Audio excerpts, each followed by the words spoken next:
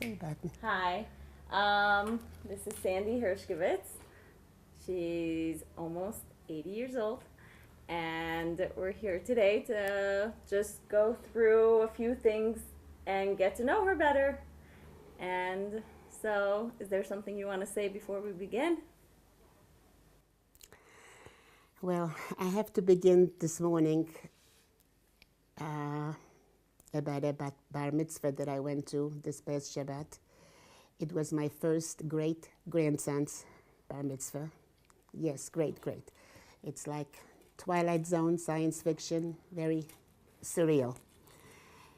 It was very beautiful, and his whole family was there. It's my daughter and her husband and the other children and grandchildren. And as you hear my story, you will see why I think it is so unbelievable that this whole thing, that I'm here to witness all this and to have been there, and I don't know what else to say. Okay, thank you. I thank God and everyone who made it possible and who made it so beautiful.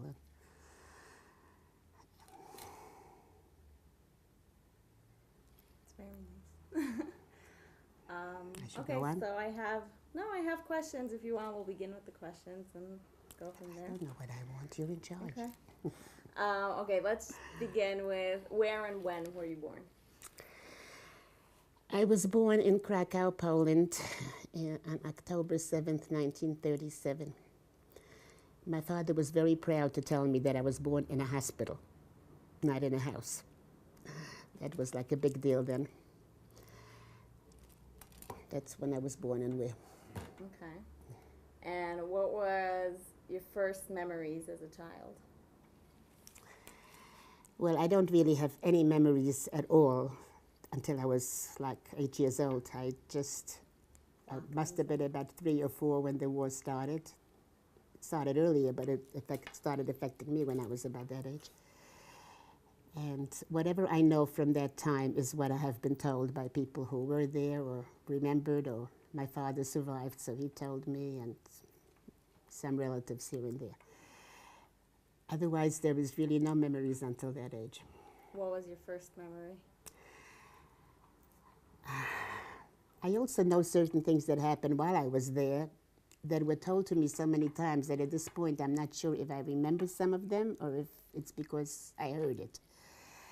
I know that there is a story in my mind about after the war was over, and I was outside playing with a neighbor, and her father, a Polish man, came out with a gun and wanted to shoot me because the Polish people were still shooting Jews. I don't think he knew I had been hidden the entire war years in the house, and so when he found out there was a Jewish girl there, and he shot his daughter instead, accidentally, and he killed her. And I somehow just, it's like there all the time. There was like, my memory of the first brush with death was then, not before, because before I got taken where I was, and I lived in the basement, and if everyone came in the house, I was put in the closet, and it was this girl that took me, that saved my life, that stayed with me and made sure I had food, and her parents were really not interested because they were very upset, in fact, because if they found me, the whole family would have died. So that's that memory. After that, it's really my father coming. Yeah. He didn't know if I was alive or not. He knew where he left me, and How did he find you? he knew this girl. He knew she was with my mother. And so he came to find out what happened to us, both of us. He didn't know. He was in concentration camps, and he did not know if I was alive, if his wife was alive. He just went looking for people he knew. So he came to the house of this person that took me in and saved my life. And I looked at the girl and said in Polish, "What does this Jew want from me?" So apparently there must have been told to me somehow something about Jews. My father would tell me later on when he took me for a walk and I passed a church, I would cross myself. So it could be that she did all this in case anybody would find me, they would not know. She changed my name. She gave me like a Polish name. Yeah, the name was Basia, B-A-S-I-A. It's a real Polish name, even though Basia is a whatever, but it was like Bessie, I guess, I don't know. So she did that, and so he didn't just take me, she was very nice, she did not attempt to not let me go. And he didn't just take me, he came every day, he took me for a walk. He bought me presents, I got like a little bracelet and a ring, which I don't have, unfortunately. And it was like a courtship almost, you know, like I got to love him, and it was like, when I finally went with him, it was like my daddy and I don't care what happens to the rest of the world, the two of us will always be together and we will always be there, and nobody else mattered. Those thoughts were a memory, for sure. How long did you get to know him before I left again? No, before you went with him. Oh, I don't really know how long it was. It must have been, I don't know. I really don't know, a couple of weeks, a couple of months. It's a shame that I didn't ask him all these questions. You know, we, my generation and the one after me, we really did not talk to our parents. I'm in a very strange position because I'm at both ends of it. I'm a parent of the Holocaust and I'm a child of the Holocaust, you know, like, but we did not ask parents questions. We just knew it was too painful. They did not want to talk about anything, and so we just didn't. And then when we were older and we should have, we just didn't because we never did. So I don't know details, so to speak. Okay, understandable. Okay, so after. So then he took me. I don't know where he took me. I don't remember. And it wasn't much after that, I also don't know clearly dates, that there was a Mizrahi organization that sort of collected all the children that were still alive after the war and their parents were dead. I don't know how they survived. And they put them like into a kinderheim, a children's home, and they were leaving Poland. The first thing was their safety, because as I said before, the Polish population was still anti-Semitic, and they didn't mind shooting people, killing people after the war. So I wound up in that home because I didn't have a mother. My mother had died, and my father, that's where I went. I made very few decisions in my life, like even after, you know, I did what I was told. I don't really remember being upset about it or being emotional about it. I just did what I was told. So I went. This was when you went to France? To France. So the entire home went to France, and they taught us Hebrew because they were coming ultimately to Israel. That was the goal. Until they got permission, or until it must have been 1946, 47, something like that. The end of 46. Do you remember anything from when you From the were in home? France? Yeah, I remember, well, I had two cousins there. Their mother, there was a father who died, and she did not want them to go without her, so she went along. They wouldn't let her go. It was only for children. She went along as a cook. And so she was there, and the two boys were there. One was older, so I really didn't see him. The younger one is like exactly my age, so. And I remember one very good friend that I had the whole time I was there. She lost both her parents. They were in Russia.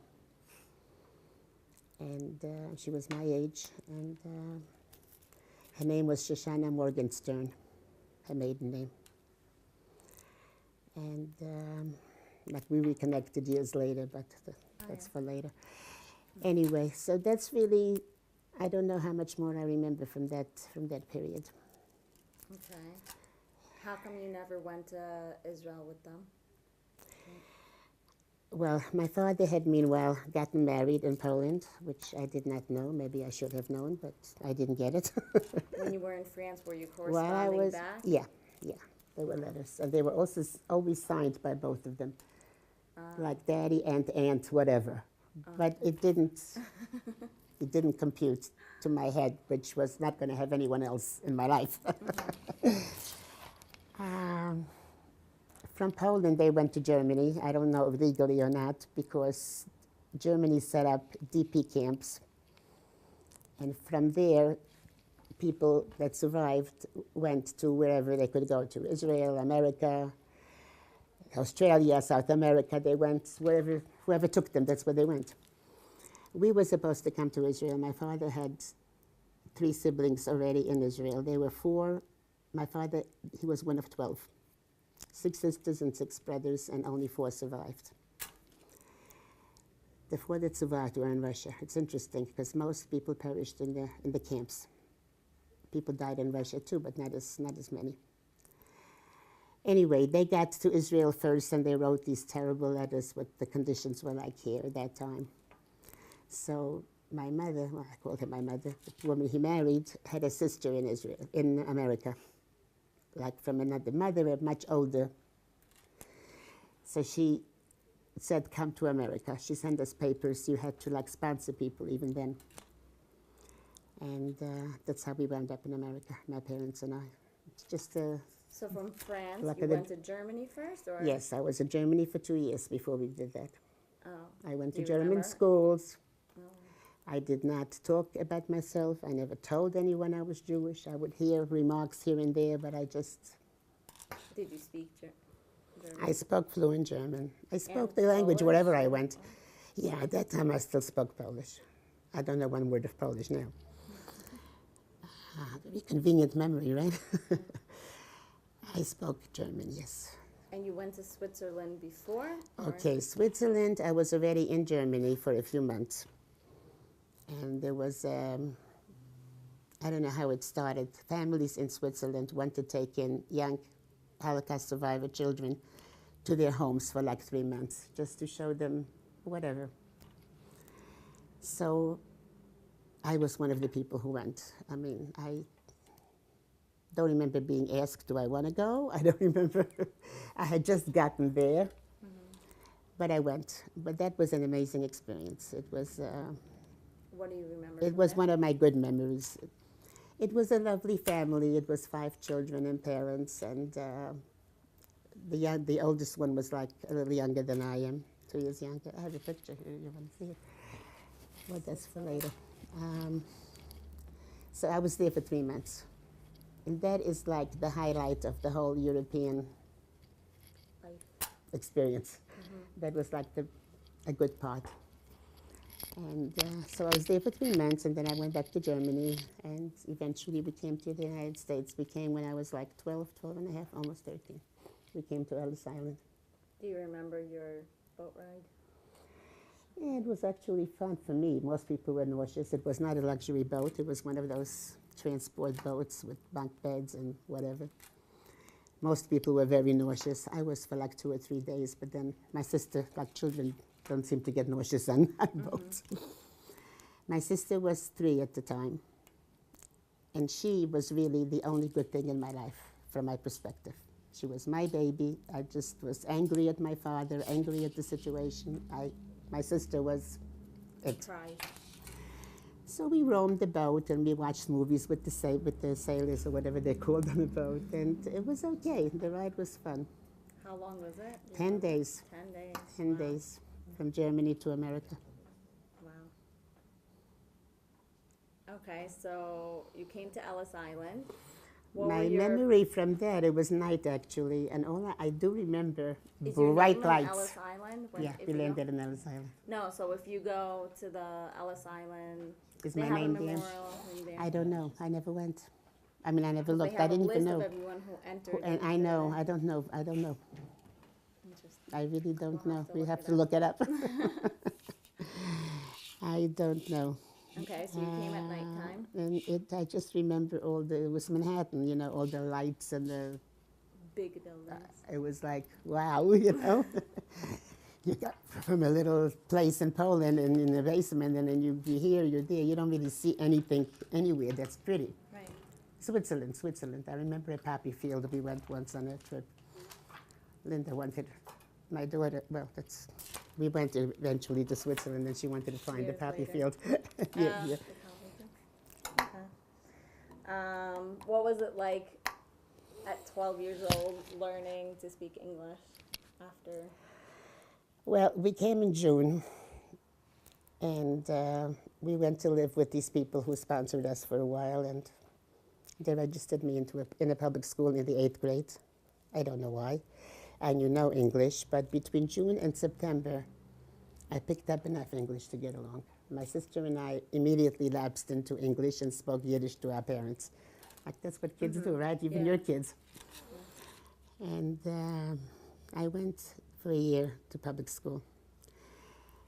I think I learned more that 1 year than I learned the rest of my school years. It was a different system. There was one teacher who knew you, and that school had everything at that time. And it was in East New York, which is a terrible neighborhood now.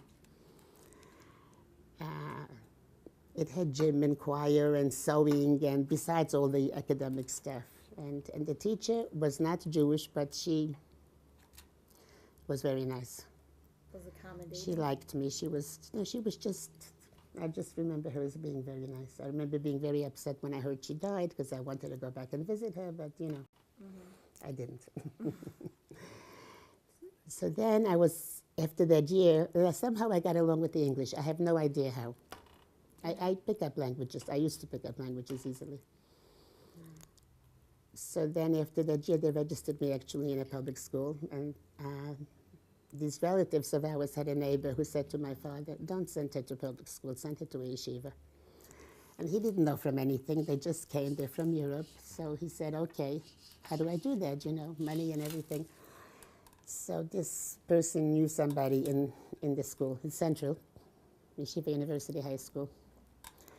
And someone talked to me for a few minutes, and the only Hebrew I knew was those 2 years in France when they tried to, that was my Hebrew education. But that's where I went for 4 years. Okay. Did you like it there? Mostly. I liked my friends. The first 2 years were very bad. I was not happy, and not because of the school, I just wasn't happy. I was home and angry, depressed. I just wasn't happy. I don't know. But it's not like now where people notice these things and call the parents and get help, and it was just Pushed under the rug. nobody cared. Then with the system, there's a different teacher for every subject, so you already don't have the same relationship. That's how it was there. And no, I can't say that school was, I did make good friends. I always, wherever I was able to make friends. That's like a gift I'm thankful for. There was always someone there who cared about me and who would take care of me. So Shabbat, I usually wasn't home. I would go to their homes. I would pick friends that were like far away so I couldn't walk back and forth. And like I said, at home, the only good thing was my sister, which never changed to this day. I mean, now it's not the only thing, but we still have that relationship. Right. What kind of teenager were you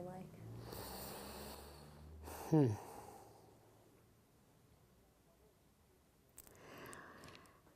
Well, I don't even know how to answer that. I met people. I actually worked in hotels as a counselor to people that came with children on vacations. So I met people. I met boys. I realized that I looked okay. And it was okay. I didn't mind. I was away from the family, which didn't seem to bother me, and I guess it didn't bother them either. It was easier not to have me around, I must say. It was just easier for them.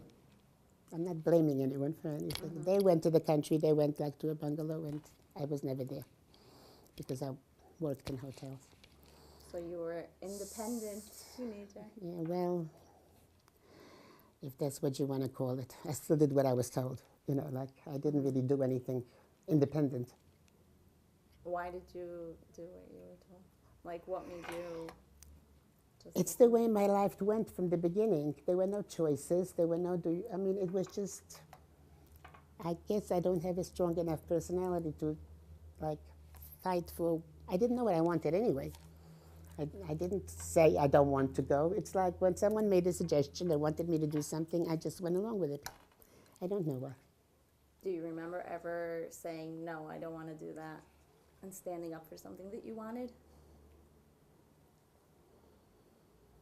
I actually don't. I remember having a date when I was about 16, 17, and my parents wanted me to babysit because they had to go someplace. It was a Saturday night. And the boy had gotten tickets to a Broadway show. And I didn't go. I babysat. I did not make a fuss. I didn't say I... So this is like an example in my mind of something that I should have maybe been a little bit more, you know. I might have said, but I guess if nothing came of it. I did feel like they didn't want me to babysit because European people do not have their children watch other people's children. You just don't do that. You know, the snobbery, you know? Yeah, that's not. But I wanted to have my own money. I didn't want to ask them for anything, so that I fought for. I said, they live in the building, there are only 2 children. You need to let me babysit. So they finally gave in on that. And there was no money. I mean, it's not like they had money. They came. My father actually did come with some money, but he got involved with some guy who took his money and left, whatever. Your grandfather had the same experience, by the way, Mendel. So we're not going to talk about human nature now, right? How people can do that after somebody went through what they went through. But Just, did you have any pets growing up? no. I My remember you parents had a did not dog like afterwards. dogs. Yeah, we had a dog years later that we actually bought for one of my daughters that became my dog, of course. My parents, no. My family is not into animals. Okay. I like them. What did you want to be when you grow up?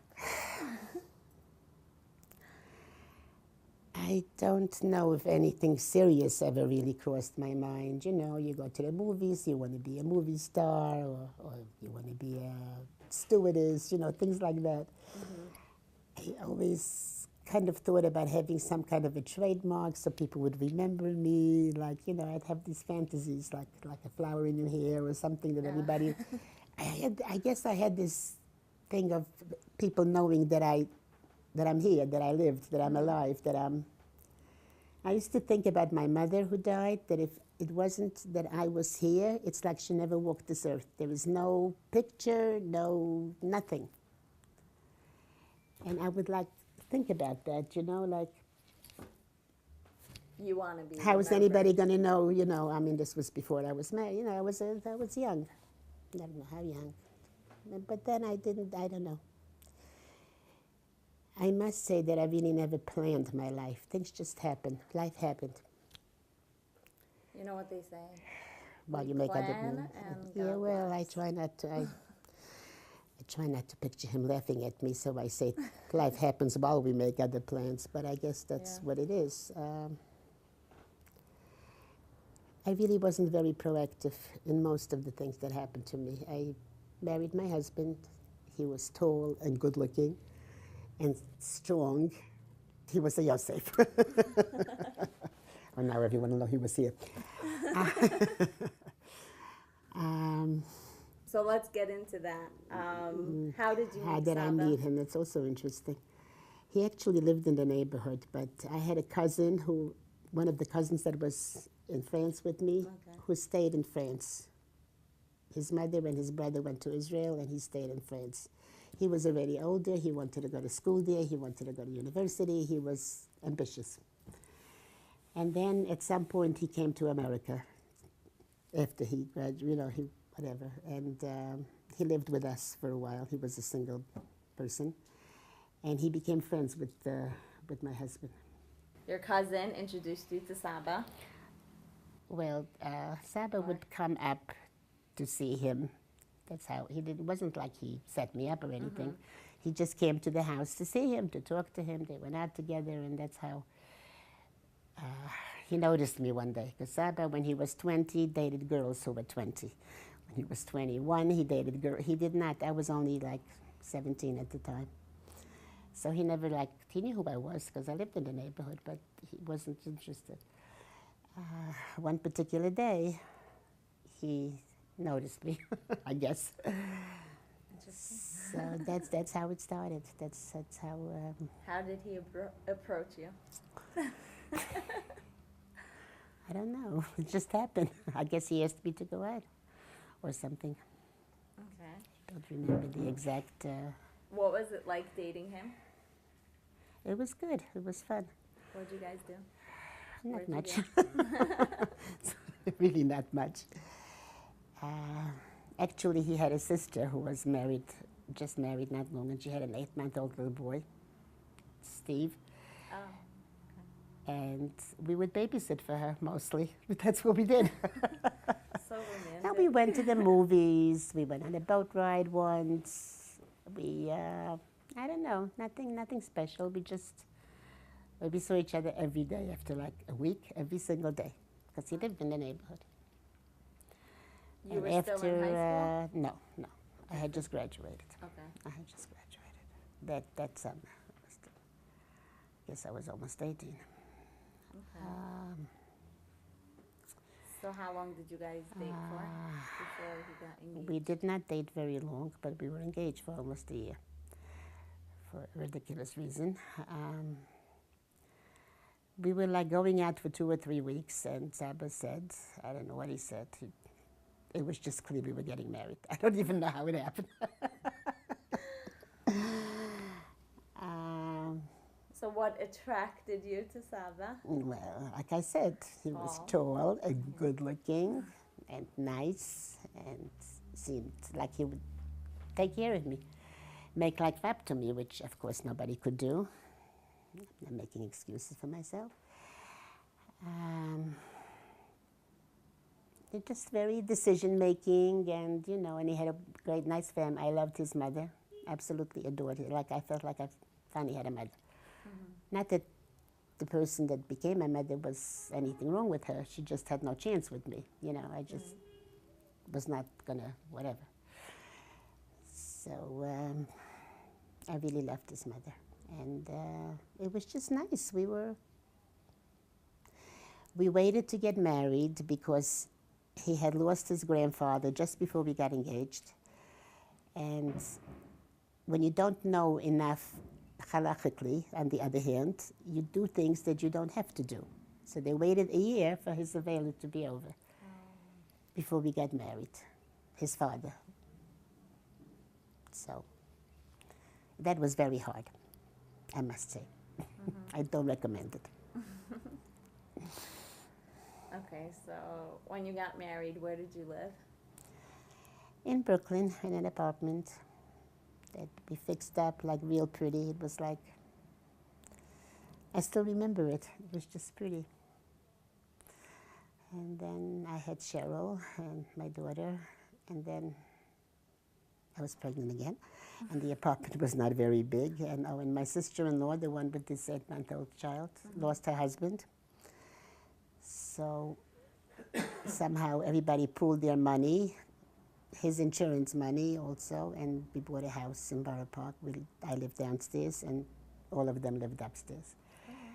There was like 2 floors up there. It was a 2nd floor and an attic. So Sima, Saba's sister, and her 2 little boys, and the grandparents, and Shaya, Saba's brother. We all lived together in that house. And I was very close to my sister-in-law. We were really good friends. So those were those years. Okay. What was your first job as an adult? I actually worked for an accountant.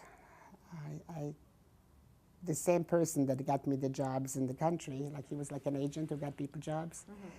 He knew this person who needed a girl to.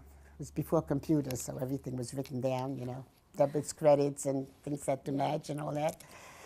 So that's the job I had. I had registered for college, but then I got engaged, and I didn't see how I was going to do everything, you know, so I never went. Do you regret not going to college? I try not to regret too many things. There are things I regret, but they usually don't have to do with me. They have to do with what happened to other people as a result of me. Maybe with my children, maybe things I did I should have done differently. It was not really like I should have been some, I mean, I should have. I mean, I call myself a high school graduate snob, intellectual snob, because I never went further. But there wasn't really, I was not like a self-starter, as I already told you. I didn't really make decisions myself. And there was nobody really encouraging me to do anything. Nothing was expected of me. Getting married, that was like it. My sister, on the other hand, was going to make life up to them. She had to be perfect, and everything had to be perfect. She was. She was a perfect child. Her grades were perfect. Everything she did was perfect. And she was like this good girl. She always, this is the thing with children of parents who survived. They need to make life up sort of to their parents. They need to look what they went through. I have to be a good girl. I don't know if it's conscious, but that was her. So, did you have the same mentality growing up? Did you feel like you had to make things up to them too? No. I was just angry. Understand. And remained that way, right? No, I didn't. It wasn't until really years later that I sort of sat down and took stock of what my father went through in his life. And that's why when the Nakshon tragedy happened, I could not tell him about it. I just, well, we'll get to it, I guess, even though it's not in your questions. Do you want to talk about it now? No, I don't care. No, it doesn't matter. I just... No, let's talk about it now. I threw it in as another thing that happened in the family that my father went through, and I mean, he should be sitting here. Too bad nobody did this with him. And I don't know. I was just an angry teenager, and I got married. But on the other hand, one of the reasons that I married Saba, that I was attracted to him, is because my father liked him. I would never do anything that he would not approve of. That was there. I would sometimes go out with a boy and I would say, no, he's not going to like him. Isn't that strange? While you're angry at the person, you have this thought of not disappointing them. It's a... So while you're talking about your father, what was the most important thing you learned from your father? My father had a great sense of humor. I think I have some of that. He was a very mesudar, organized man. He did live his life the way you get up in the morning, you go to Minyan, you go to work, you come home. Just a good person, a person that lives life the way you're supposed to. He was very active in the shul. He was a gabbai. When the rabbi died, he sort of became the whole shul. Had friends. He just a responsible, good person.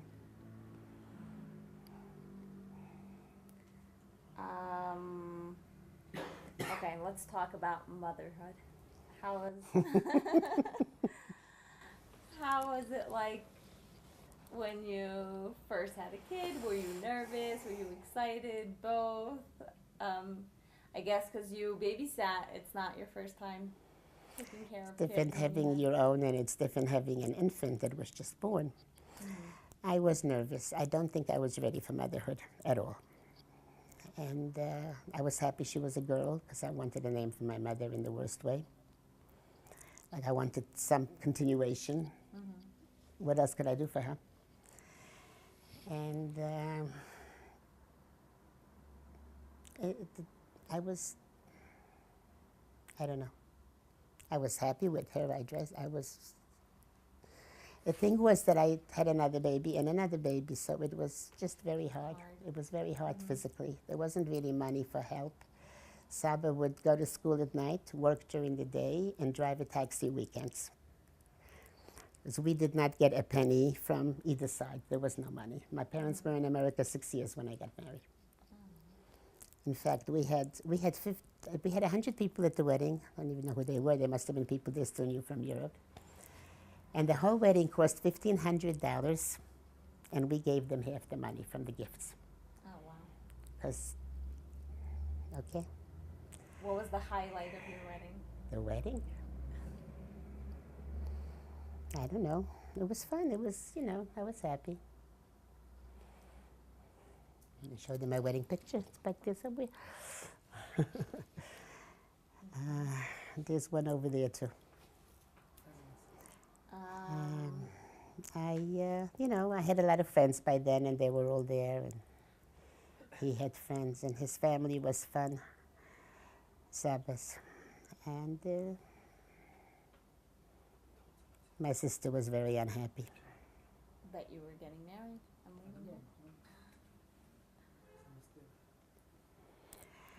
And so it was. So let's talk about the happiest days that you remember.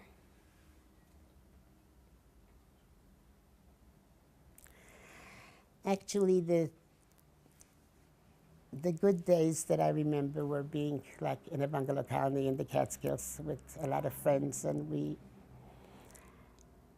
it was just fun. We had like an Onek Friday night, and we did something Motzei Shabbos, and during the day there was a Kiddush, and we were like all together, and the kids had what to do. There was a day camp, and there was really nothing. We lived in 2 rooms with no television, no telephone, no car, nothing.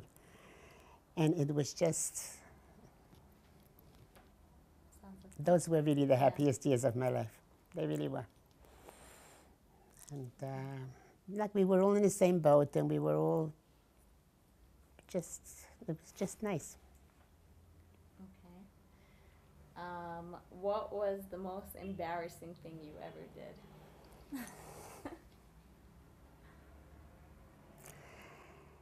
I don't know. Probably things nobody else knows anything about. So we shall leave it that way. I don't know. I don't remember. I'm not. I don't need to impress people. I'm not a person that has to be. I don't know how to explain it. I'm not.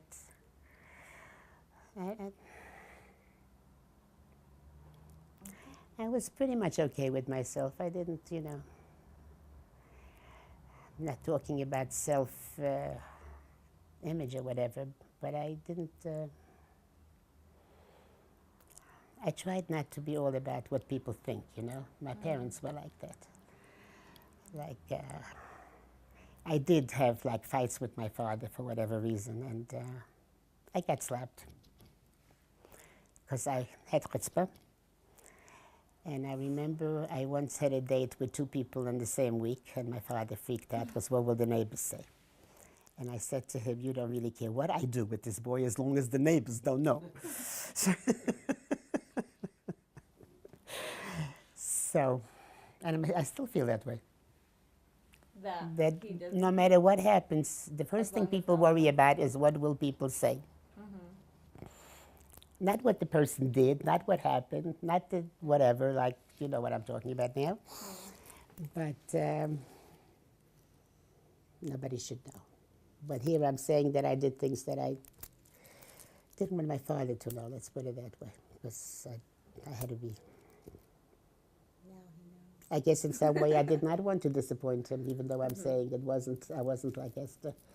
But I wouldn't do anything that he would not approve of. Okay. Out of respect? Respect or fear. We were afraid of him, and I don't know why. We talk about this sometimes, Esther and I. I think it was more fear, but I can't figure out why. What would he do, I said to him one day, I don't respect you, I'm afraid of you. Big mouth. Let's talk about your relationship with Esther. You said she's the best friend. Very sick. I think it's probably called a symbiotic relationship in psychology. She was always the most important person in my life. And she once told her husband, you know who the most important person is in my life? And he said, me? You know, Yehuda. And she says, no, my sister. Reality check. So we have, my husband used to say she was my first baby. Because there's like a 10-year age difference between us. And I was more her mother than her own mother. Anything happened, she would call me. Anything went wrong, she would call me. And I don't know how her mother dealt with it, but maybe she didn't notice that much.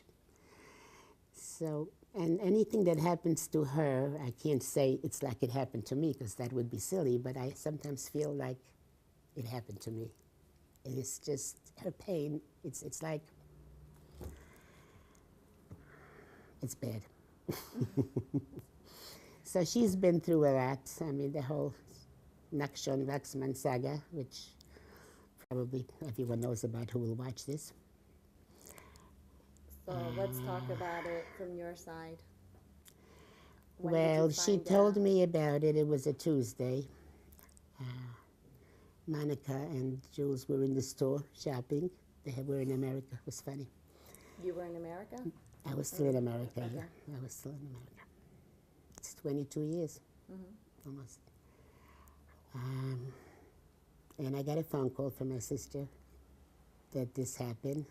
And I shouldn't talk to anyone and say anything, and there's diplomacy behind the scenes and whatever.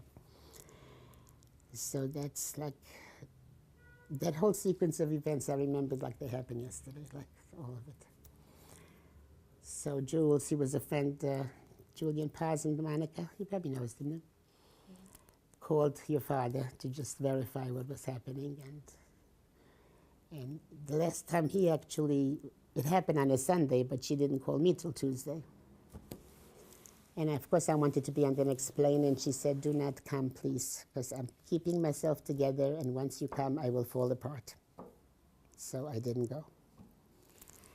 That week in my house, my father lived with me at that time. He was 86. He had been in a hospital for a long time, and then he came to be with us. And people started coming, and the phone started ringing, and there were reporters all over the neighborhood. I don't even know how they found out about me. I guess they found out there was an 86-year-old Holocaust survivor, and they needed to get to him with his reaction, and I was not going to have it. I did not do it. I did not let them in. So that, it was a Friday that somebody called me from a newspaper and said, he was rescued. He's fine. Did you hear? They rescued him. And I just took a deep breath, because something inside me said no. I don't know why. And then the TV was on, and like 2 seconds later, they gave the news, like right after that phone call. Isn't that spooky? I just didn't believe it. I don't know why. And it didn't happen. So this was a Friday, Motzei Shabbos, I was on a plane with Ima and Pessy. They were on a business trip. So we all went back together. And it was an amazing, I wasn't at the funeral, although I heard about it, and I was in her house all week, and the whole country was there, whoever could get there. It was amazing. 2 of her children got married as a result of that week, because the girls were there all the time, Chaim and Chezi. And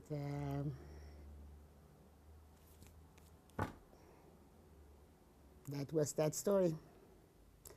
And whatever, anything, she has a Down syndrome child, and she, I heard her picture was in the paper. Did you see it?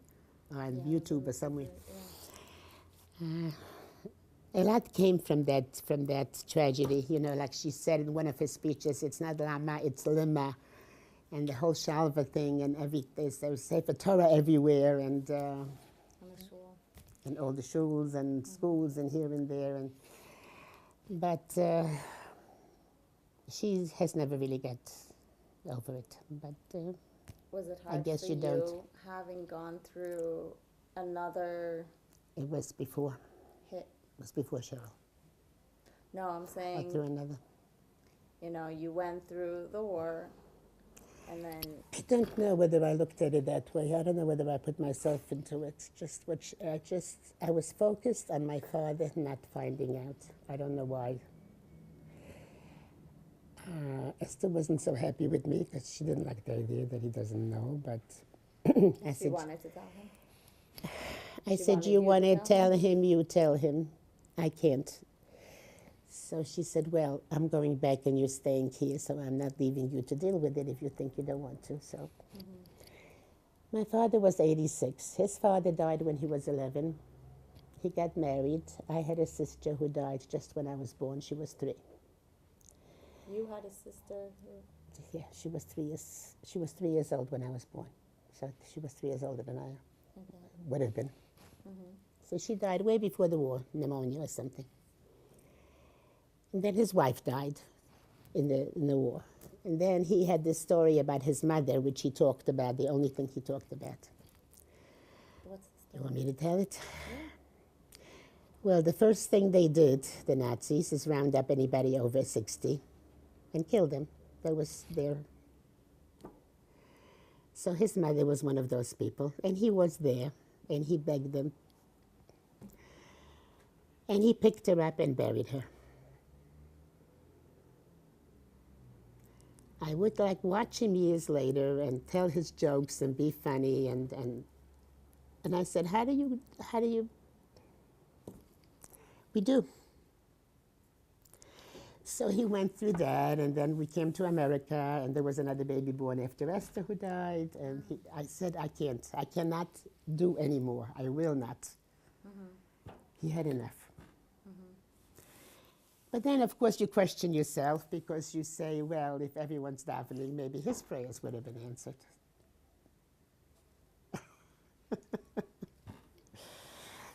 But this is I have a friend who always told me, make a decision and don't look back. Because if you go into a should have, could have, would have, you can really drive yourself crazy. Right. That's what I'm, with that.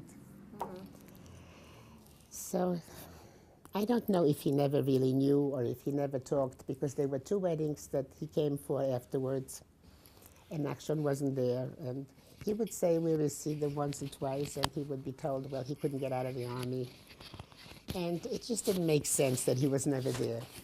So I don't know whether he at some point figured it out and just didn't want to know, didn't want to ask. I really don't know. I don't know. I made sure he didn't know.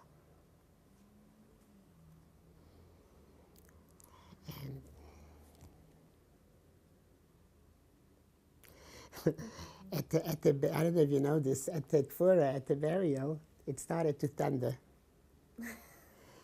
And Percy goes, as only Percy can, oh, he just saw Nachshon. Grandpa just saw Nachshon. Isn't that funny? Yeah. Okay, let's get into a few random questions. Right. What are some of your greatest accomplishments? Well, I'm not sure I can call them my accomplishments, but I would say my family, my children. They're good people, they're bright, I think they're accomplished, and they're very close to each other, and I think the families were brought up to just always be there for each other. And I will take some of the credit for that. You should. And they look good.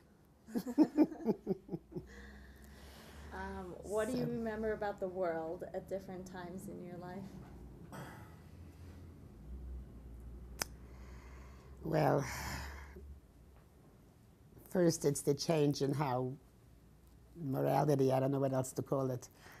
I remember television being, it was a sitcom and there were 2 beds with a night table in between, It was a totally Haredi show.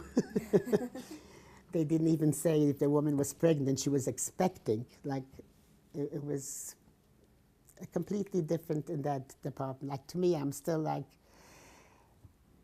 I know it in reality too, but if I'm watching television and after the first date, people are already, so it's like, that is really the biggest change. Politically, what happened over the years is that the presidency, the people in power were protected by the press. They were not, they did not know everything that they did. I'm sure that everybody had a mistress and everybody had it, but the public did not know. Nobody even knew that Roosevelt had polio and was in a wheelchair. Nobody knew. It's like you said, People, whatever, it's not what you do, it's what the neighbors find out about. Yeah, but it's not like they didn't know. They protected him. The press had to have known, I think. You know, the newspapers. It was protecting. It was after, years later, maybe after they died, that all these things came out. But while they were in power, so I watch now how it's so, there's just no dignity, no respect, no, everyone, it's a little strange. Of course, on the other hand, you have all the technology and you have all the, that wasn't there. But it was a simpler world. It didn't have all that. But I don't see anyone being happier or having more time because things are easier, or having more money because they're easier. I don't know. It's definitely different. Good in some ways, you know. Like I said, my sister died of pneumonia at age 3, which wouldn't happen today. Right. Wouldn't happen for a long time already. But, okay. If you had to make one thing that makes, if you had to pick one thing that makes you, you, what would it be?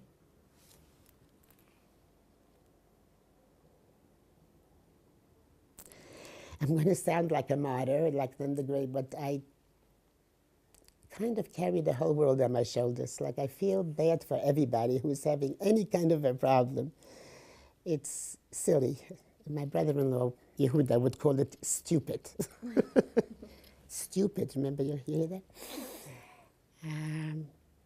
It's very hard and very painful because there's nothing you can do about anything. You can just be there and you can...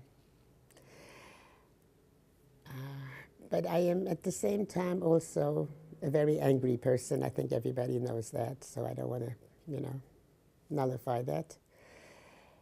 People who don't know me well actually don't really know. They see this smiling person that's usually nice. But a lot of the anger and rage never went away. And you had a question about regretting before that I didn't want you to ask. Well, I just thought of what I regret. Do you want to say it? I regret not finding and getting in touch with this person who saved my life. I don't know why. I don't even remember her, so I don't know what it was like. I don't know. And I never made an effort to, like, go back. My father didn't want to have anything to do with Poland at all, and he was, like, afraid in a way.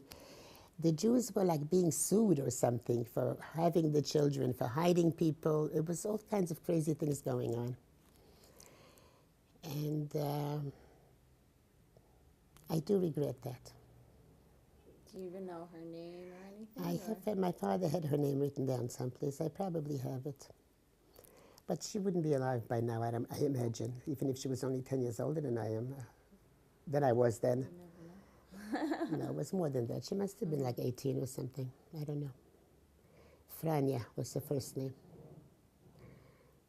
I don't remember the last name. It's probably unpronounceable. And you didn't discuss that. We didn't talk about it before because we've spoken about it before in the past. Do you want to share your story with your mom when you were... Which mom? The first mom? Yeah. I have no memory of her at all.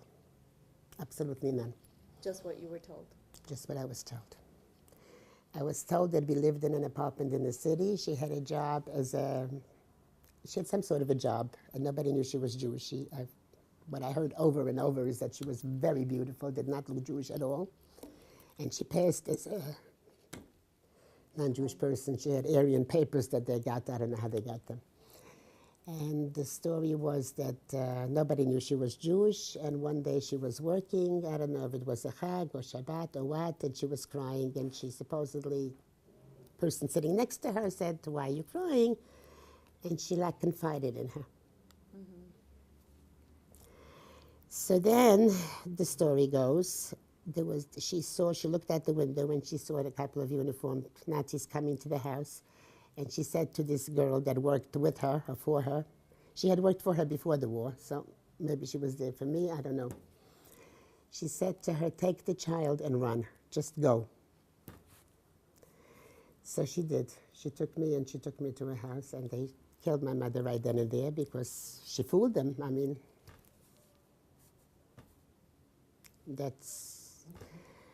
I don't know how old I was when I left her, but if I don't remember 6, 7, I'm not going to remember before then. So I used to want to go under hypnosis because they say you can go back and remember things.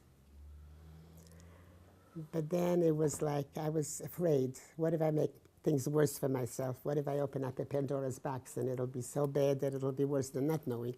If you want, we'll do that next session. Yeah, we'll go under hypnosis? Oh, okay. Okay. You look into it, Panish. Yeah. Did you have any pictures of her afterwards? Nothing. I told you, it's like she never was. I'm the only evidence that she ever was here, so you anywhere. Don't remember like what she looked like even? No. Just that she was very beautiful. So was my second mother. My father, like I said about Saba being good looking is like the most important thing. You had to be beautiful. You said, I guess, what guided your decisions in life were just what your parents did? Well, I mean, as a kid, you said you didn't really make I'll tell decisions. you, those 2 years in France made me what I am politically and ideologically. I became a total and complete Zionist and still am. I think this country is a miracle, and everyone who doesn't see it, I just feel like they're going to be punished for it up there one day. It's the only thing that makes any sense that came out of the whole Shoah. And I started it during those 2 years because they were grooming us to come here, and they told us things and stories and about the heroes, and it was that's what they did. And even when I was like in America and my children grew up in America, I sent them to a Zionistic school. I made sure that they were, and that wasn't easy. There was one school like that in the whole of New York City. It wasn't co-ed. A co-ed school my husband would not send them to. So they went to Shalamet School for Girls. I'm going to give them I don't know what they are today. But they were, it was, Hebrew, Ivrit, and if you met a teacher in the street, you said shalom, you didn't say hello. That's how the Ivrit was so important. And I know your mother for sure, in the 4th grade, she had this teacher that was she was Israeli, and her function of being there was to try to get people to go someday. But your mother was 9 years old when she said, I am going to Israel, whatever, and that was it. So that was my decision. My husband probably would have chosen Bez Yaakov or something. I was happy I had no boys, because that would have happened. There was no. So that was a decision. And then just ultimately coming here was also a decision. It was like, it was time. All my children were here. Not all, actually, only 3. And I said, we're going. That's it. Buying this apartment was my decision. Before we came, I said, I need an apartment in Israel. And I did, not that he didn't want to, but I had to convince him it's now, not later. So that, I'm happy with those decisions that I made. I really am. Anyway, I have all kinds, and they're all good people, and they're nice people, and I love them, and they love me, and that's all that counts, right? But I don't understand anyone who doesn't see what this country is. No, it's not perfect. What is? When was it ever perfect anywhere from the beginning of time? Right. Everything has its positive and negative. Okay. Let's talk about. Oh, I thought we were finished. Okay. No, I have plenty more. Oh my goodness. I'm very curious. Okay, so considering your name is Safta by many, even if they're not your grandkids, and you're known as Safta. So how was it? Explain your experience becoming a Safta. Quite frankly, I was not so happy to become a Safta. It had nothing to do with the baby. I just didn't understand how I could be the next generation. So let's talk about becoming a Safta. First of all, I didn't want to be Bubby or Babby, because that was like really old people. And I had to be something. So Linda was going to Israel with her baby. So I said, okay, we'll do Safta. It's a foreign word. It has nothing to do with age. It means old lady, I found out later. Stick so strongly. I have a problem with how old I am. I can't really relate to that. I just feel like, when did I grow up? Like, I don't remember growing up. That's the, you know, like, like I have a baby, like, you know? Yeah. But, yeah, the second one, third one, it was already okay. It was, I was just always tired and whatever. And then the Safta became like a loving thing, you know, so I didn't look at it as much as, you know, like just at the beginning, the beginning of being called that was a little traumatic. Nothing at all to do with the baby. I was thrilled with the baby. It's when the reaction was so different when I became a great-grandmother. Okay. It was like, wow, who does that? Like, how could that be?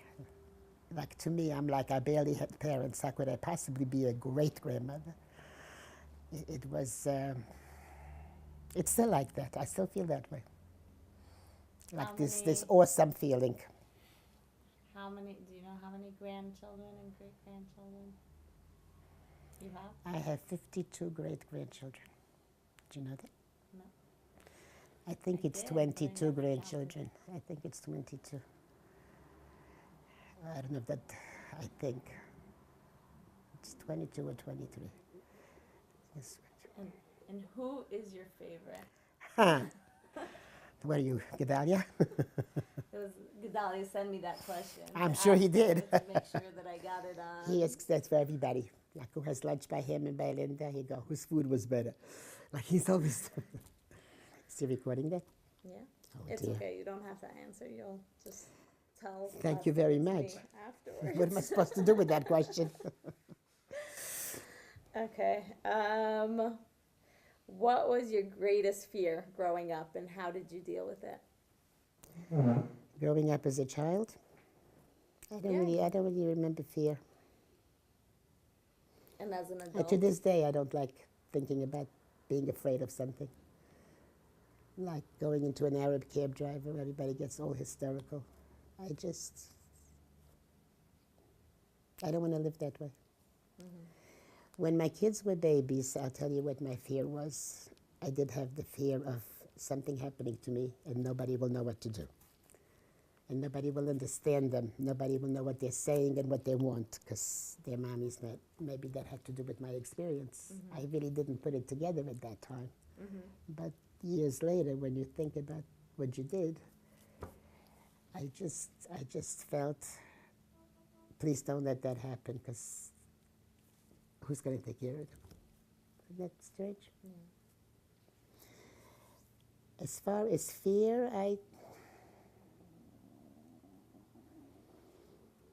I'm afraid of one thing. I'm afraid to die. I'm afraid of death. How come? I don't know, because I have no imagination. I don't know what's going to happen. It's the fear of the unknown, and I want to be here with everybody, and I want to keep being here and what do you think happens after? I have no clue. I really have no clue. I don't want to think of a punishing God, even though a lot of things happen that there's no other way to really, I think, understand it, and it does say so many times, you know, but I can't think of God as being cruel and vengeful, and I have a very big problem with that. I don't know if this is supposed to be part of the interview. Or you could just go to sleep and never wake up, so then you don't know anything and you're sleeping, and then it's kind of painless, right? So is there no afterlife? Or after, I have trouble imagining it. I hope there is. I do hope there is, but I can't imagine it. I can't go there. No one came back to tell me, or anybody else. No dreams? No. I wish they would come to me in a dream, or my dead people. We didn't talk about Cheryl either. Oh, true. It's okay. No, let's talk about. You'll be here how it another was 6 hours. losing. I'm here, don't worry. So, tell us how it was when Cheryl got sick. Cheryl was my first child, so I guess there's a lot of guilt there about what she was and how she was. She was extremely smart, on the verge of that really being able to live in this world with all the questions and all the stuff that went on, like a very exaggerated version of me.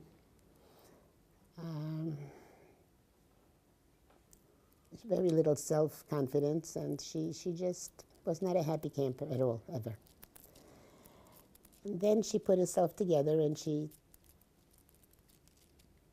changed. She looked good, she lost weight, she ate right, and she had a fabulous job because she could do anything. Her major, though, like in school, was philosophy and classics, so that'll tell you wasn't anything practical. And she went to Stern College, and she had 2 roommates who smoked. So she started smoking. And we didn't know about it for a very long time. You know, so there's so much secrecy in my life because I guess history repeats itself. Not the same way, not the same circumstances, but it does. If your mother is a certain way, the child will be a certain way with a completely different scenario. So she was upset if that there was, like, they didn't know that Esther wasn't my sister for a long time. And Esther didn't know. She didn't know either because my parents didn't want to tell her. And I told them one day, you have to tell them because somebody will tell them because everybody else knew. And it came out one day that they all found out. And Cheryl said she always knew. And I wanted to know how she always knew if anybody else knew. She just knew things. She knew everything. So anyway, she died in very good shape. She was thin and looked good and had an amazing job and everything was fine. And she got cancer, lung cancer from the smoking. It was hard. It was very hard. It's hard losing a child at any time, but this was a...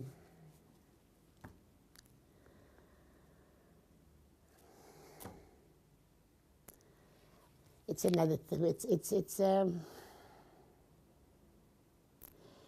In some way, I kind of expect for something to happen every few years, something bad. It's in the back of my head. Like, I will never be happy about a plan that's taking shape unless it actually until it happens. Because I don't expect the worst to happen, but I know it will.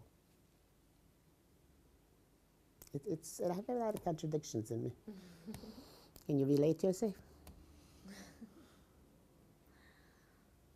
Okay. So that was that saga. It's almost 10 years. Wow. Right. My children, her sisters, again, I was talking about being close and being together, and she was not alone for one day. There was always somebody there. They came from Israel, we were in New York. Back and forth, left jobs, husbands, children, and they were just always there. It was unbelievable. Is there a picture of the 5 of them somewhere? I should have a lot of them. Actually, there's a picture here that just before she died somewhere. Oh, I thought that was always a joke. No, it's not a joke, because my father wanted me to name someone that name. Not after that. I don't think it was after her. It must have been after whoever she was named after that he wanted the name. Not even sure who. It must have been one of the grandmothers. But that's what she tells me. No, chemo. What type of mother were you? I remember hearing stories that your kids' friends would come and there would be fresh cookies. Judy Cutler. I don't know. I just remember hearing. They liked hanging out in my house because I'm not the white gloves. I didn't mind the mess. I didn't mind the whatever. To this day, my children's friends are my friends. I got invited to all their weddings and all their... I am proud of that. It's one of my accomplishments. But I can't call it an accomplishment because it's not like I did anything. It's just the way I am. You want to know who I am? I don't know if that's on. You were... Oh, it's on there. So you were a stay-at-home mom? It was an open house, yes. I was a stay-at-home mom till Shani was 12. My youngest child was 12. And then I used to shop in this store, and people would ask me opinions. And the person who owned the store, I knew her because she was a parent in the school. I didn't know her any other way. And she would watch me, and see everyone asking me questions. And she'd say, "I need a partner. Do you want to?" Oh, that's how your it story happened. began. Yeah. Okay. So that's how I got into. That's how I went to work here. Okay. And I liked it. Not really the business part of it. I like dressing people and shopping for them. What countries have you visited? I haven't really visited any countries, for pleasure. Actually, that Swiss trip we talked about. Sure, take it. The blue one. This one? Yeah.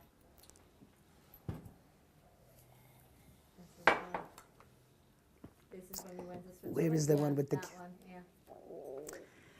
The 3 months that I went to Switzerland, from Germany to Switzerland, to the families,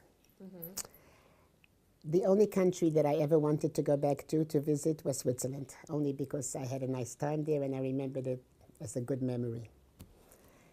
So one day my daughter Linda said to me, "Mommy, do you remember where you were and the name of the family?"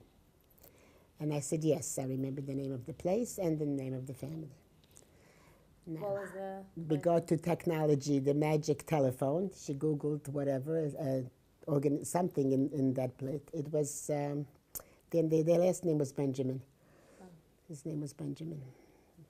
His first name, Herman Benjamin, I think. And they lived a little town near Bern. Moorten it was called, near Bern. And she got an answer right away. Yes, there was such a family living here, and we know where some of them are. So my children and my sister, they arranged the trip for us all to go back to Switzerland. We called them. There were 5, at the time, 5 sisters. There was another child born after I was there. So he's not in the picture, Eddie. 2 of them actually live here. The oldest one, who was 2 years younger than I was, has been in Israel for over 40 years. Who knew? I did not keep in touch with them at all. So we went to Switzerland and met these people. And this is what they look like now.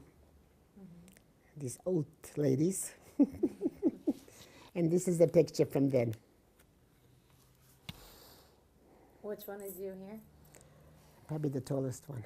I was very tall for my age once upon a time. Can you tell? Yeah. Would you recognize? Long hair. You're all colored and you're all matching. Yeah, she bought the dresses. She made them, had them made. Yeah. Did they tell you any memories that you didn't know beforehand, or did they share with you anything? Sisters, they told me it was a crazy experience. They told me that they always would talk about the war and ask, we wonder what happened to that girl, where she is, what kind of a life she's living, and they would talk about it a lot. Like when I called, they immediately remembered the name, like it was Basha at the time. They hadn't changed. I didn't change my name till I came to America. And I decided that wasn't my name, and I'm not sticking to it. What was your original name? Well, I had a Hebrew name. It was Sarah. So they called me, I don't know if they called me Sarah or they were Salas in Poland. Salah? Well, in Polish it became like Salah. But it was Sarah, you know that. Hinda Sarah, actually. But I still had that name when I went to them. Even now when she calls me, she says, hello, Basia. It's so funny, I don't correct her anymore. And so they would, remember. And I shared a room with her, the oldest girl, and we would talk. I don't even remember that. And she told me once I told her, how you have babies. Just leave it to me. Even then, when I was 12, not even. Good to know I was 10. I was 10 years old. Good to know you stayed Really the same for the years.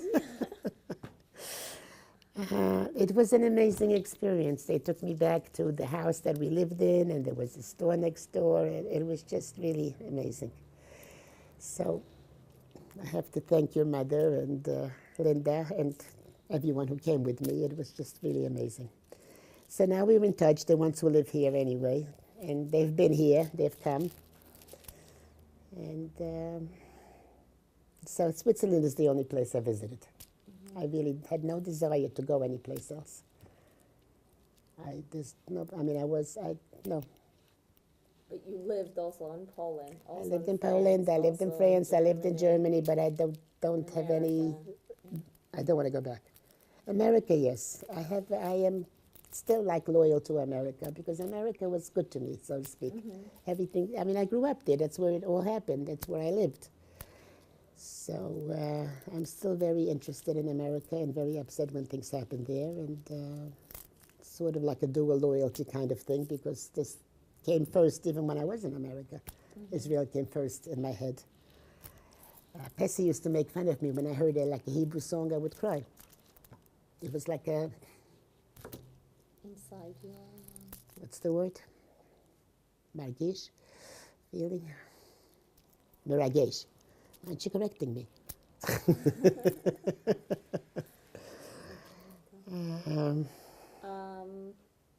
Okay, not to get back into bad, sad mode. Where do you want to go? I want to talk about Saba. Saba. And I have a picture from your wedding. Just gonna hold it here. Saba was a good guy. If it was in his pocket, you can have it. And he was It's also... amazing between the two of you, because also you're gave very everything giving away. and he's very giving. Yeah, but he It's grew up amazing also that you with guys no money. have anything left. Because he gave it away. Yeah. We gave... He did not worry about the future. When he was a person that I think had emunah shleima. If he'll need it, he'll have it. Hashem will take care of him. When he turned 70, he said, I lived my 70 years. The rest is a bonus. He was a total believer, total, no questions, no tainus here. There's no, how do you say tainus? Tainot? How do you say it in Hebrew? Tainot Ribono Shalom. That was his thing. When Cheryl died, and he would not really talk about it at all, and I would feel like I was going through everything myself, and I would say, why don't you ever say anything? And he said to me, so what should I say? Because if he would say something, maybe there would be some sort of blame or doubt or something. So that's why, but he was a businessman. He liked dealing with money. He wanted everyone to be in real estate. We all have more than one side to us to learn. Yes, he had to learn, but also to have and also make business. money. Yeah, there was a shir in our house twice a week, once on Shabbat and one Thursday night. 2 different people. That Thursday night shir still goes on in somebody else's house. But money, the person who gave it I have to call. he's sick. Anyway, it started with the Bungalow Colony people that I said I always liked, you know. Mm-hmm. He was completely and totally into Hashem. There's no questions, no problems. But there was a Yetzer Hara, and I was it. I don't know if they really want that in there. Anyway. How was it for you? It was good, it was good. He was a good father, he was good. He also had a hard childhood. There was no money, they didn't have a penny. He remembered going to the door when bill collectors came and saying nobody's home. Can you imagine a child growing up that way? Mm-hmm. Mm-hmm. I'm talking to.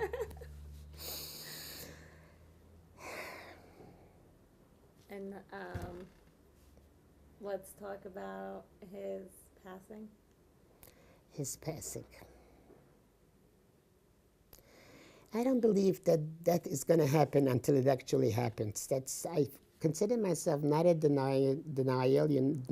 into denial or a denier, but until it actually happens, it's not going to happen.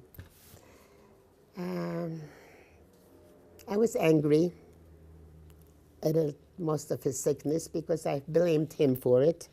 Didn't blame God, blamed him for not taking care of himself. He was always overweight and he did not exercise, and he, as he put it, there's nothing wrong with me, I just like to eat. You don't have to analyze it, I like food. Maybe if you didn't cook so well? Nah, he really gained most of his weight the years I was away summers. Okay. Because he did not cook himself. He would go to there used to be candy stores called at that time, you know, and have Danish and coffee and have this and have that, and just ate totally nuts, whatever. I remember when I met Saba, we were in America in Shani's house, and I was warming up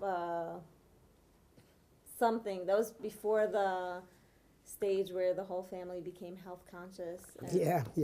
So when we were by their house, I was warming up like a soy burger or something. And Saba said, "Oh, what are you having there?" And I said, "A soy burger. Do you want me to make you one?" Yeah. And he's like, "Yeah, sure, of course." So sure enough, I made him one, and just as the microwave beeped, Shani walked in and said, "Who's that for?" And he's like, "Oh, it's for her, it's not mine." Because we were already all watching him, so he was afraid to be eating I in front had of no us. idea. No, like, you would I made it for you, but yeah. So I remember when we were away summers, he would come up Thursday night because the men would work during the week and come, but he came earlier. And he would bring pastrami sandwiches. You know Shmulka Bernstein's in New York? Anybody know that name? It's a deli. It was a delicatessen, like a real, what they talk about in movies and everything. And he would bring these club sandwiches with literally this much meat in them. Yum. And it was hard for me. It was, it gets harder, not easier, because like I want to tell him something, or I want to, like this whole Shabbat, I wanted him to be there. I wanted him to be there.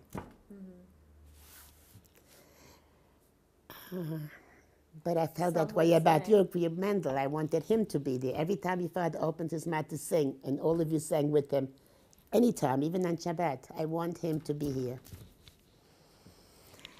Well, some would say that he was there. Yeah, okay, all right. That's the part of me that tries to believe it.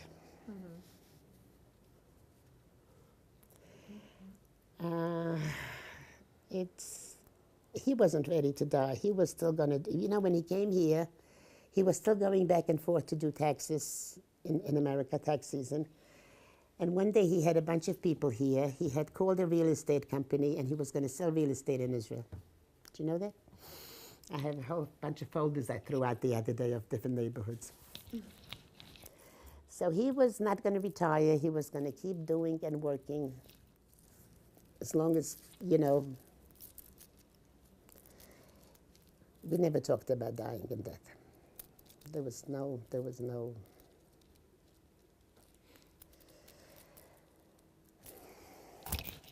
So actually, Saba's funeral was the first funeral I ever went to in Really? my whole life. Because Wow. growing up, my parents never Let you go. allowed me to go. I'm sure you I know. had the I know. same. And I remember that it was done very quickly, that he had died that morning, and the funeral took place within a few hours, That's what you're supposed to do if possible. right? And I remember there was a lot of people there. And to me, I wasn't sure, but I remember people saying afterwards, like, wow, look how many people showed up for his funeral in such short Notice. notice. Well, his daughters know a lot of people. They live here. There would have been more people if my friends were here. But yeah, I think that he was well liked mostly by most. Like I think he left, like they say, all you leave is a shame of. I would say that he did that. Okay, so I have here a picture of your children, and I wanted you to discuss them and what you're proud of that they've accomplished. Let's start with Cheryl.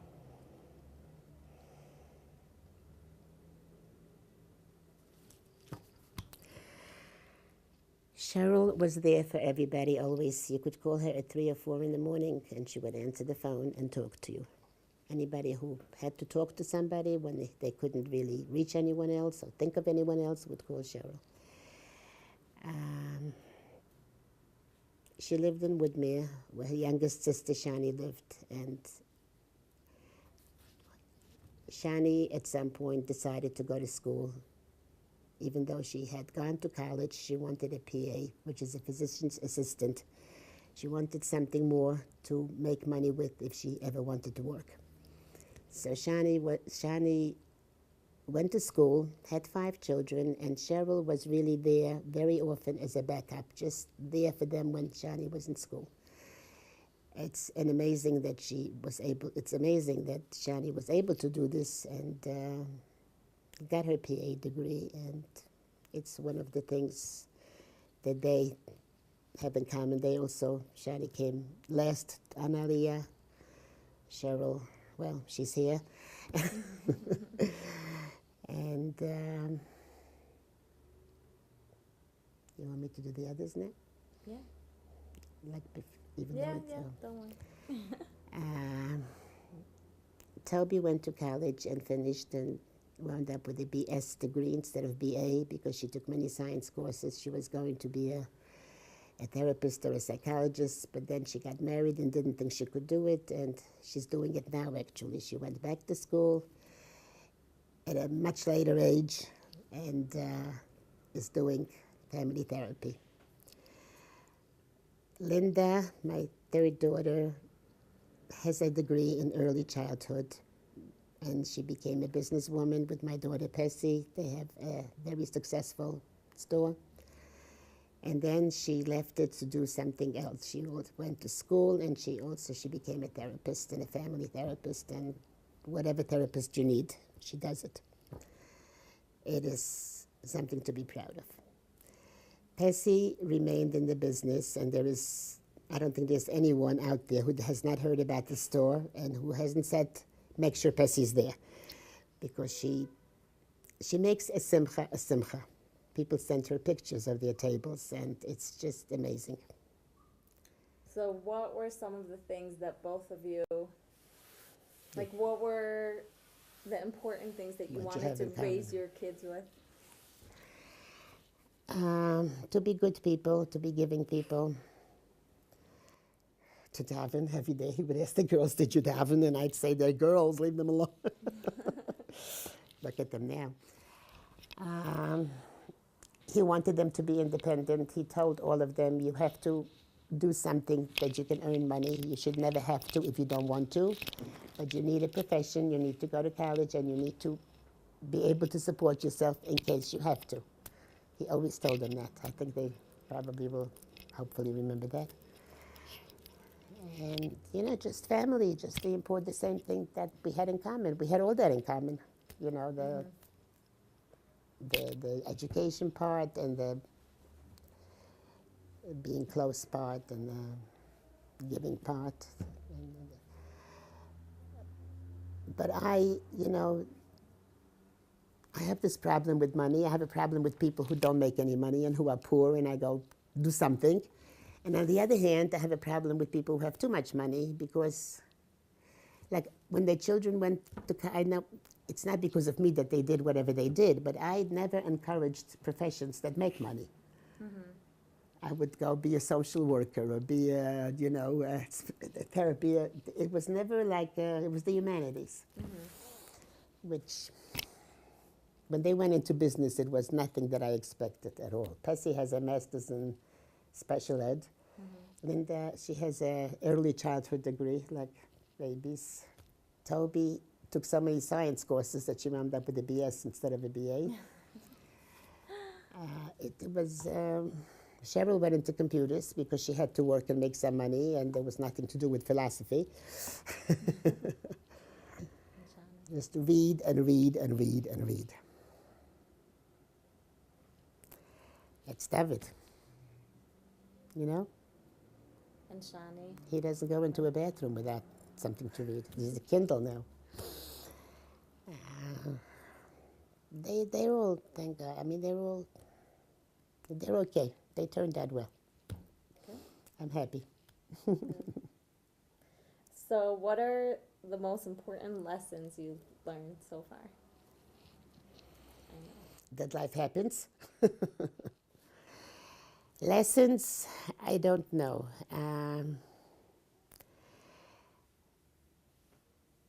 I will say that I don't think we have very many choices. We always talk about choices. The choices, to me, I have decided, not early in life, are how we deal with what happens. That's the choice. Okay.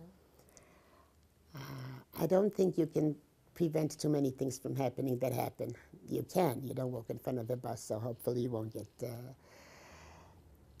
or you have a challenging child, or if you have a sickness, things like that, there's no way to choose that. But then you have the choice of how you handle it. You can be angry and upset and whatever, or you can just, that's life. And I'm not in charge and I don't understand. My biggest problem is the not understanding so much. Of course, starting with the beginning of my life. Starting with why. And I'm not alone in that question. I'm just the only one who raves about it. People don't talk about it, and that's the difference. The whole German business, it's very, very hard for me to understand what people are doing and their thinking and why does anybody want to hurt someone so much, and why do you want to kill people? It sounds very childish. Like, one of my daughters said to me one day, "Ma, you sound like a teenager. Stop asking questions." But I can't, and it's not a good thing. I don't recommend it.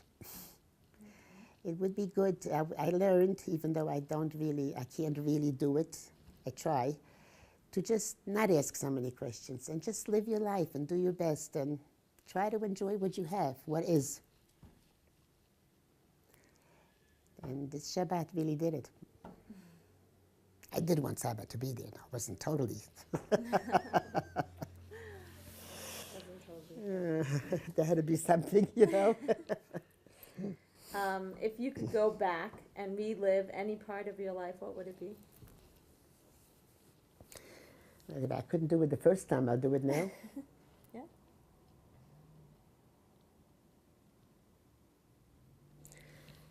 I don't know. I definitely needed a lot of help after the war. I needed some sort of guidance or therapy or whatever you want to call it.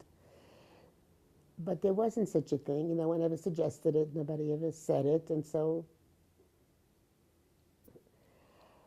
I would be more, as much as I say I care about people, I have probably hurt a lot of people, especially my family with the anger issues.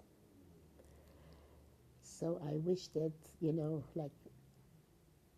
if I can say that I ask God for anything, it would be, don't be angry. Just don't be angry. Just take away the anger. And the frustration and Were you angry that you lacked a childhood? I don't know why that happened. I really would like to remember, I think. I don't know why it happened. I don't remember it happening. I'm not conscious of when it happened. I don't remember if I ever remembered when I stopped remembering. I had to have remembered like when I was in France, but I don't remember thinking about it or talking about it. I just don't know. When your dad came to visit you, he didn't ask. It was also like a don't ask, don't tell. What do you mean? Ask me? Yeah, like what? If he did, I don't remember. No. He asked her. Okay. That's how he knew about this crossing myself when I passed the church. And she told him where I was basically and what I ate. He said I had a stomach out to there because they probably had potatoes growing in the fields. So that's where we ate potatoes, although I don't remember it. I don't remember being hungry. I remember the trip from France to Germany. We didn't really talk about. My father was in Germany and I was in France, and there was no way for him to come get me. He tried twice. They arrested him at the border. This is ridiculous. He couldn't figure out how to get us together. So he befriended this American soldier. The soldiers, they were able to go wherever they wanted to. Nobody else could cross borders yet, right after the war. So he told him, he invited him. He was in shul, this guy. And he told him the story, and he said, how can I get her here? And so he said, I'll bring her to you. And he came. I remember this, that the whole children's home came to say goodbye to me. I think we came on a train or something. And what I remember is that was my first piece of chocolate and my first orange. Isn't that crazy to remember that? He got you hooked on the chocolate. I don't know. It was just funny that when I tell it to people, like, what do you mean? You never had chocolate, you know? I was 10. I was 10 years old. Exactly, I think it was October. And he gave me chocolate and he gave me an orange. And it was like a wow.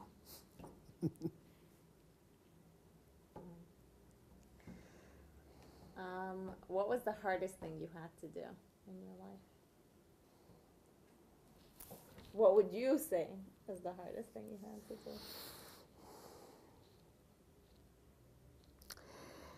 I don't know whether I ever, say to myself, how am I going to do this? It's so hard.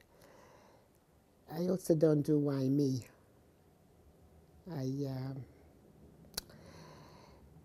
I just don't understand why anybody and why things happen.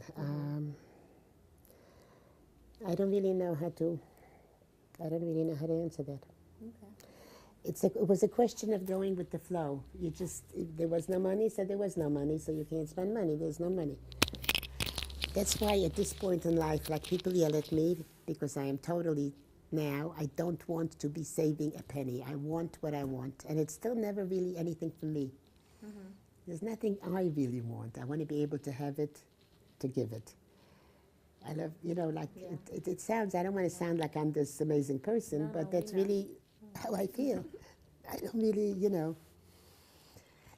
The hardest thing was losing my vision. Let's start with my vision. That's the hardest thing, really. How old were you? My 50s, much younger than this. Is a disease. It's called macular degeneration. It's called degeneration because it happens usually to old people in their late 70s, 80s. I was like 55, 56. I don't know why. Never wore glasses even. Some people speculate that maybe being in the dark in the basement all those years did something to my eyes. I don't know. But that was the hardest thing, and it still is. Because I loved to drive, and and reading, and seeing the children clearly. I don't really know so much who's who unless I'm right on top of you. I can walk into a room and not really, unless I know the person well and I maybe know their walk because they're big, so I see them. But it's like in silhouette, Right. And it's hard. I hope I don't dwell on it too much. I don't want everybody to be saying, woe is me, but it's hard. But then again, I'm not blind, so it's okay. Nothing should be worse. How long are you here? I wanted to ask you, who was the greatest influence in your life?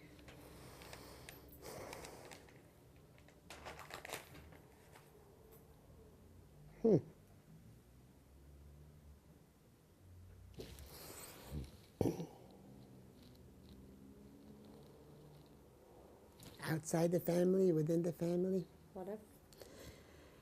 I don't know.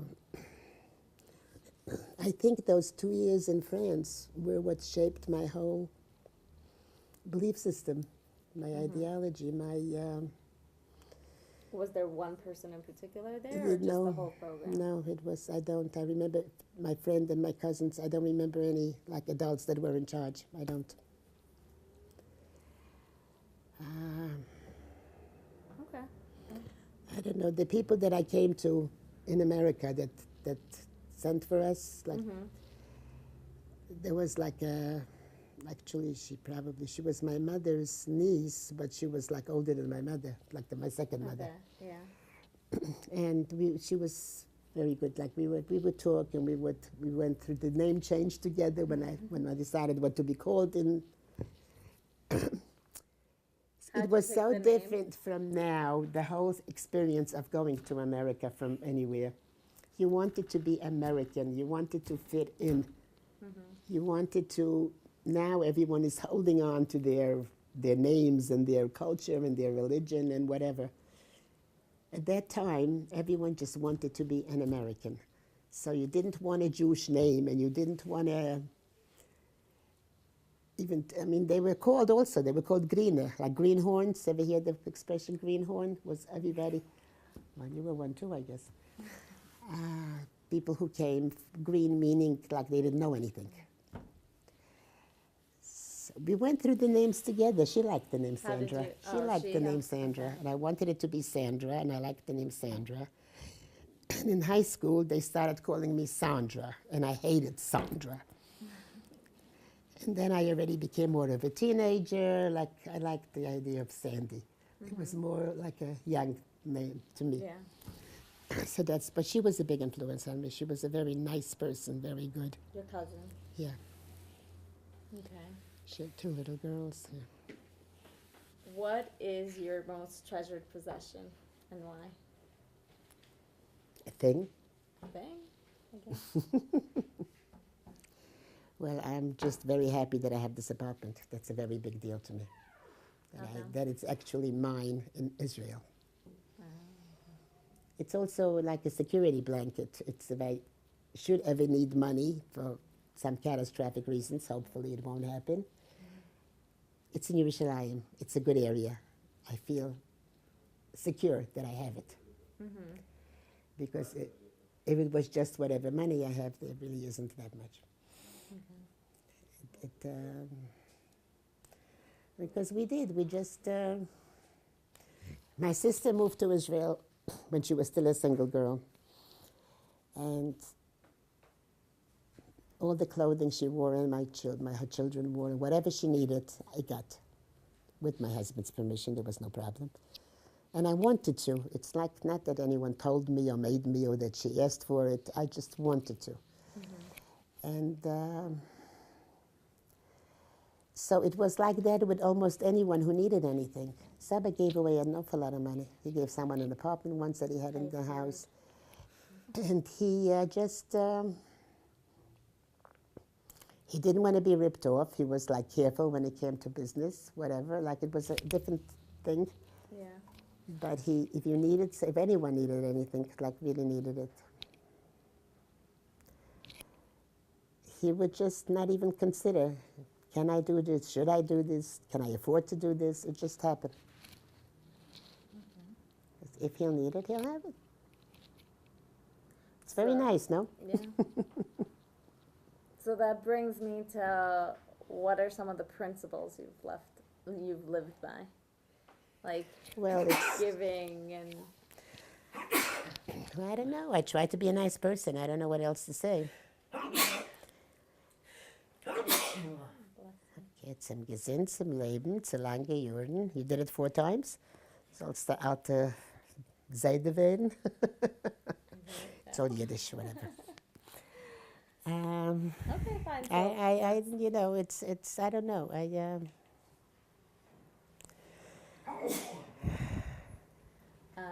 okay, so what's the best present you've ever gotten? I remember when my father first gave me like a bracelet. And he bought me a heart-shaped ring that had the initials BZ on them, Basha Zolman, which I lost over the years, which I'm upset about. That was like the first presents I remember. After the Saba bought me some beautiful jewelry that is also gone for some reason.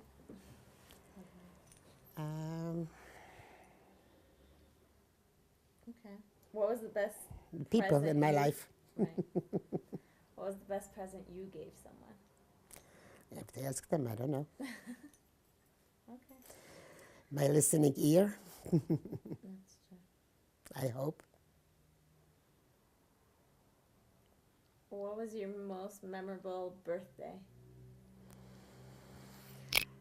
Saba used to make me surprise birthday parties, and I hated them. Were you ever surprised? Always. Oh, yeah? So dumb. I guess it was our anniversary, our 50th anniversary, which is also my birthday. And that was also a surprise at the Ramada after one of Shani's bar mitzvahs. Right. And were you around already? Yeah. Oh, okay. That was awesome. It That was was before really we got married. that was really nice. It was just nice that they did it and what the kids said. And I have this. You want to show them the book? That was fun. That was probably the best one. Good. I was there for it. So it was nice, no? Yeah, that was really nice. How do you define success?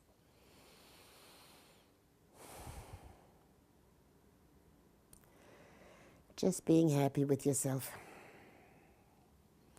Having no regrets. Not too many anyway.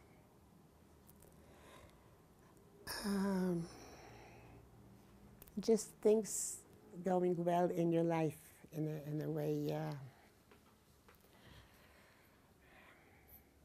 Being happy with what is, I think, makes a successful person.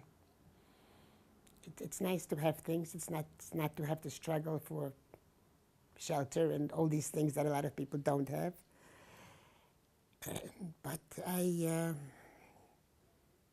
don't know if that's success or God's will or working hard or what. But it's kind of mi hashir shesameach b'chelko. I think that makes a successful person. I don't know. How else would you say it? No, that's perfect. Okay, so first of all, I want to thank you for sitting down and doing this. And I'm sorry if I Thank asked you for any asking. crazy questions that you No, weren't you a fan didn't. of. And I just want to leave the stage open if you want to share Epilogue. anything or say anything extra. Thank you, Ellie. You're welcome. Thank you. No, I am in a very good place now, mostly, and I just hope to be at more. How do you want to be smachot. remembered? I want to remember it. Hopefully as a nice person, as a fun person, as making people laugh and making them, not for anger, if possible.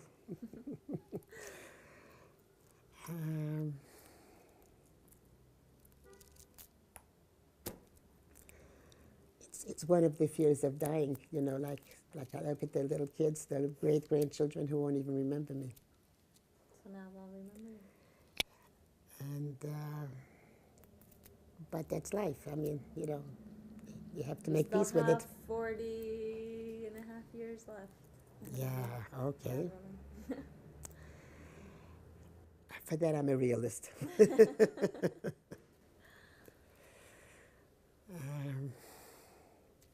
That's it. That's I don't it? know. And I just wanted everyone to be well and healthy. Me, first of all. I don't want anyone to have to take care of me, hopefully. Although everyone does, very nicely. I can't say that I need anything that, I get picked up by a car, delivered by a car. And people come around, and it's still an open house like it always was. Some of the young couples even lived with me for a while. Not quite sure how that worked, but it did, somehow. Now, only when I had two couples together, it didn't go so well. And, for someone who's still here after that, it's hard to imagine that it's been such a long time. And I have this thought in my head all the time that after my generation, which is like the last generation, like I'm one of the youngest of that generation, is gone. How will it be remembered? Like, all right, there is Yad Vashem, there are a lot of things, but it will be another page in history, and that hurts me, it bothers me. That most people don't know all the things that we already did go through, I don't mean like Mitzrayim, even like the Crusades or all the anti-Semitism in Europe and in Poland especially, way before the war. I know someone who told me that if a 13-year-old boy was going home from shul with a tallis with a tefillin under his arm, the Polish kids would spit at him. This is way before the war. So I don't know if anything is changing, and I don't know if people realize that history repeats itself unless you learn something from it. And that's why bashing this place for any reason is not okay. Because it's not perfect, it's far from it. But any Jew can have a place to go. There is a song out there having to do with where should I go? Every place is close to me. It's a song, I don't know if you know it. And just the fact, of course, it's with God's help, and we do have to remember to thank Him with a capital H for it, and to daven and to do the right things to the best of our ability.